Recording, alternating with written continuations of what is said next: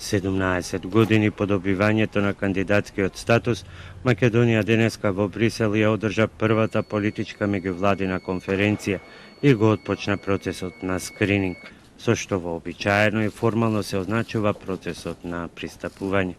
Но за Македонија тој процес е условен со уште една фаза со поменување на уставот, за во него да бидат внесени бугарите.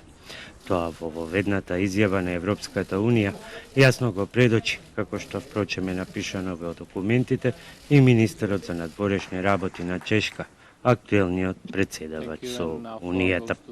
In line with the Council conclusions of 25 March 2020, endorsed by the members of the European Council on 26 March 2020, the Council approved a general negotiation framework, taking into account the aforementioned conclusion as well as other relevant Council conclusions, the renewed consensus on enlargement and established practice.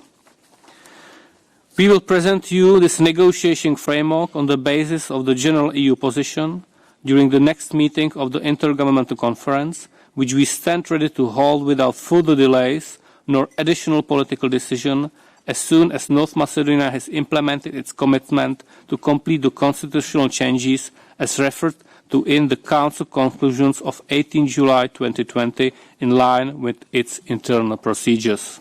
Македонскиот премиер вети посветена работа во процесите кои следуваат, а кои порача мора да се водат со безусловно почитување на идентитетските прашања и дека за нив и за историјата нема да се преговара. Северна Македонија е земја на пријателство и соживот. Во таа смисла и во тој дух сме и денес тука и гордо стоиме рамо до рамо со нашите партнери во Европската Унија. Делиме исти вредности, а од сега ќе делиме и европска иднина. Европска иднина со безусловно почитување на достоинството и посебноста на македонскиот народ и неговите јазични, идентитетски, историски и културни особености. Драго ми е што за овие прашања, како и за билатерални прашања кои не се директно поврзани со правото на Европската Унија и со копенхашките критериуми за членство, нема да се разговара во текот на преговорите, како што недвосмислено го потврди тоа и председателката на Европската комисија во Собранието на Република Северна Македонија.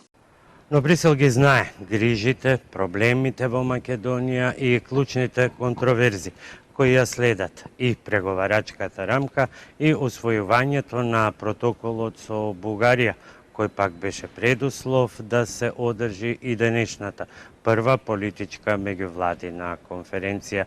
Затоа високиот представник за заедничка безбедносна надворешна политика на Европската Унија Жозеп Борел порача дека засебноста на македонскиот идентитет никој не може да ја загрози и дека затоа не требаат заклучоци на Советот за да биде заштитена.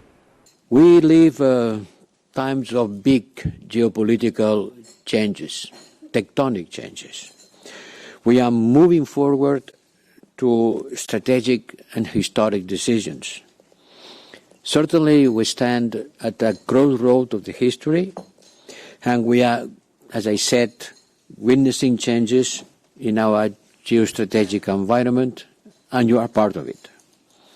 I strongly believe that we can only advance together by fully integrating the Western Balkans in the European Union. It will not be completed without you. Процесот на скрининг стартува, рече еврокомесарот за проширување Оливер Вархеј. Клучните предизвици ќе бидат во областите кои во преговорите први би се отвориле, а последни би се затвориле. Новиот кластер темели, владењето на правото, борбата со корупцијата. Но до таа втора фаза на отварање на поглавјата, условот е менување на уставот, подсети Вархеј. It is crucial that North Macedonia remains focused and fully committed to this process.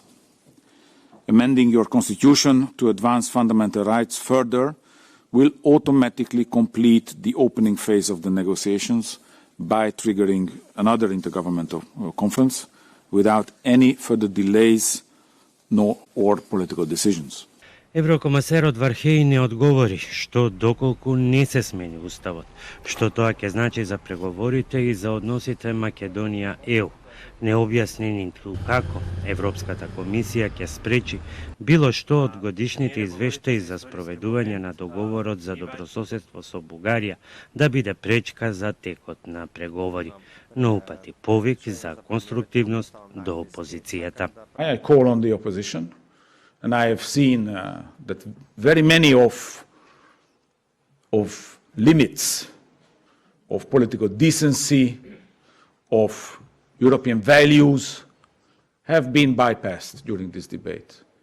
But I do hope that with this decision today and with this IGC today, we can turn all a page and focus on what needs doing for North Macedonia to become quickly an EU member state. Because I've been reading the statements of the opposition as well, of course, and they always argue that they are committed to make European membership happen for the country.